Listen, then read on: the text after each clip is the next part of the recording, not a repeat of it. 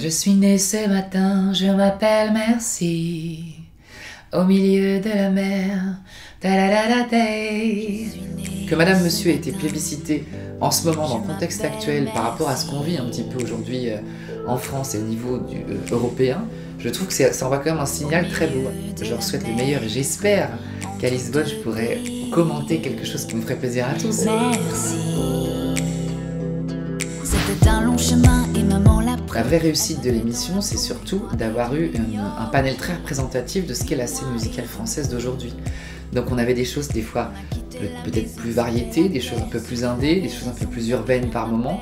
Et je trouve que ça donne un genre d'instantané de ce qu'est la production musicale aujourd'hui en France. En vrai, j'étais plus sensible à ça que presque à la finalité elle-même. Ce qui m'intéressait, c'était que le grand public puisse avoir à une heure de grande écoute, voilà, cette espèce d'instantané-là. Je suis née ce matin. Le fait, moi, d'être passé par un télécrochet, ça me remet un peu l'adrénaline qu'il y a et la sensation du direct. Et donc, du coup, il y a une adrénaline supplémentaire et une pression supplémentaire et qui, je trouve, dans le cadre de Destination Eurovision, est nécessaire pour habituer les éventuels gagnants à se retrouver dans les conditions directes de l'Eurovision.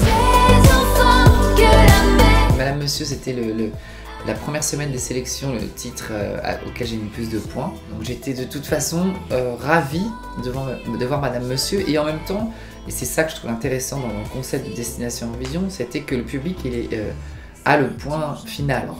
Quand on voit le résultat des élections présidentielles qu'on a eu récemment, au niveau européen, quand on voit comment les gens ont un peu tremblé devant ce résultat-là, de montrer que la France a sélectionné un titre comme Merci avec Madame Monsieur, ça rassure quand même, ça fait plaisir. Merci. Je suis assez d'accord avec eux dans le sens où il ne faut pas en faire quelque chose de vindicatif. Parce que pour moi, la musique doit fédérer et adoucir les mœurs, elle ne doit pas être là pour être agressive d'une certaine manière, en tout cas faire évoluer les lignes des gens de manière brutale. Mais voilà, petit à petit, ça s'insinue dans la tête de chacun d'entre nous et c'est comme ça, je trouve, qu'on fait avancer les choses. Je suis née. André, c'est quelqu'un qui a une vraie expertise au niveau musical, au niveau du ressenti, au niveau de la musique. Et donc forcément, je pense qu'on va être plus sur un échange peut-être un peu plus puriste et en même temps un peu plus peut-être barré, parce qu'on va partir dans nos ressentis en termes de musique, et quand deux musiciens, deux artistes parlent de musique, des fois ça part un peu en vrille. Avec Stéphane, il y a aussi un caractère, là pour le coup on parle d'Eurovision et de la finale, donc un caractère un peu plus géopolitique aussi, et Stéphane amènera lui effectivement le côté historique, le côté peut-être l'état de certaines relations internationales à travers certains pays, et de voir comment les enjeux aussi politiques se jouent à travers une compétition comme celle-là, là où moi, j'essaierai justement de ramener les choses sur la notion de plaisir et de l'instantané de la musique. Et donc je pense que les deux vont se marier assez bien. En tout cas, j'espère.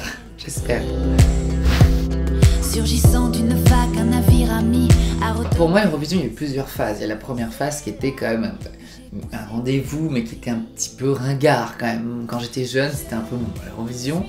Et en même temps, il y avait quand même... Moi, je suis pas du tout sportif. Donc pour moi, je trouvais ça, et je trouve toujours ça assez fou. On a les Jeux Olympiques, et je trouvais ça génial qu'il existe une compétition de chant à travers plusieurs pays. J'aime bien ce côté très solennel. Alors moi, je trouve qu'il y a une cérémonie d'ouverture, tout ça. Et je trouve que l'Eurovision, c'est quand même un truc dingue. Quand on voit le nombre de spectateurs qui sont réunis, et surtout le nombre de pays qui y participent, je trouve ça assez hallucinant. Donc j'ai un côté quand même... je trouve qu'il y a un côté fier de participer à une compétition comme celle-là. Quand j'étais petit, je raconte toujours ça, mais vous savez, quand c'était Noël dans la rue, souvent il y avait de la musique.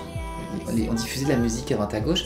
Et quand j'étais tout petit, j'étais toujours impressionné de voir que les grands, les adultes, ils fredonnaient la musique. Et d'un seul coup, on les voyait plus du tout comme des gens un peu stressés, énervés, comme des gens qui, comme les enfants, écoutaient la musique et se prenaient à fredonner de la musique. Donc pour moi, la musique, elle a ça, cette force-là d'adoucir les choses et de moment amener un peu de poésie. Et donc je trouve que dans un contexte, encore une fois, mondial, qui est quand même compliqué, avoir une compétition qui est axée pas sur une performance sportive par exemple, mais qui est axée simplement sur l'émotionnel, je crois que c'est un truc qui est quand même assez unique. Donc pour ça, clairement, je reste quand même assez fervent défenseur de l'Eurovision.